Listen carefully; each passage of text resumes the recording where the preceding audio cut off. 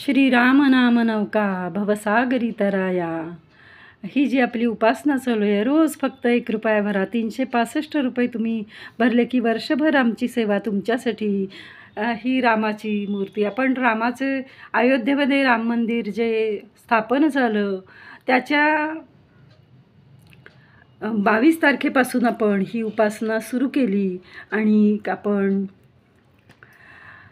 4 तारखेला रथसप्तमी आहे त्या दिवशीपर्यंत आपण नामनोंदणी घेणार आहोत. कारण गोंदावलेकर महाराजांचं जे राम मंदिर धाकटे राम मंदिर आहे, जे माझ्या मिस्टरांचा आजोळ आहे, त्याची स्थापना त्याचा वाढदिवस रथसप्तमीला असतो असं माझ्या सासूबाई नेहमी म्हणत आणि त्या जातही.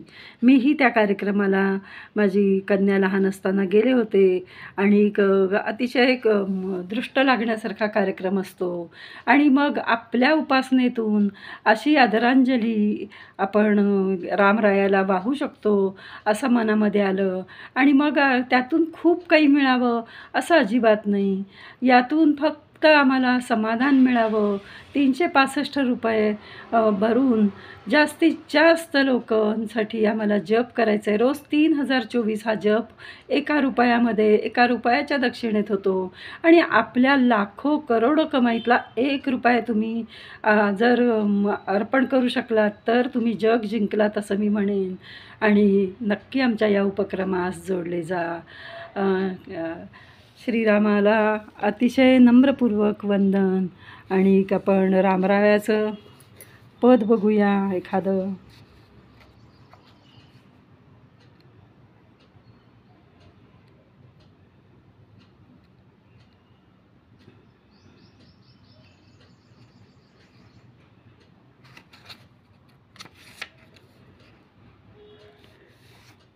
शुक्रवारचंच पद आहे.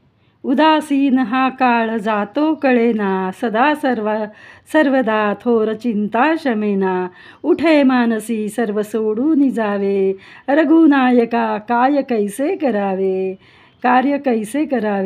जनी बोलता चालता वीट वाटे, नसे अंतरी स्वस्थ कोठे न कंठे. घडीने घडी चित्त किती धरावे, रघुनायका कार्य कैसे करावे. अवस्था मनी होय नाना परीची, किती काय सांगो गती अंतरीची.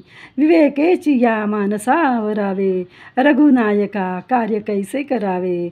म्हणे दास उदास झालो दयाळा, जनी व्यर्थ संसार वाया चाळा.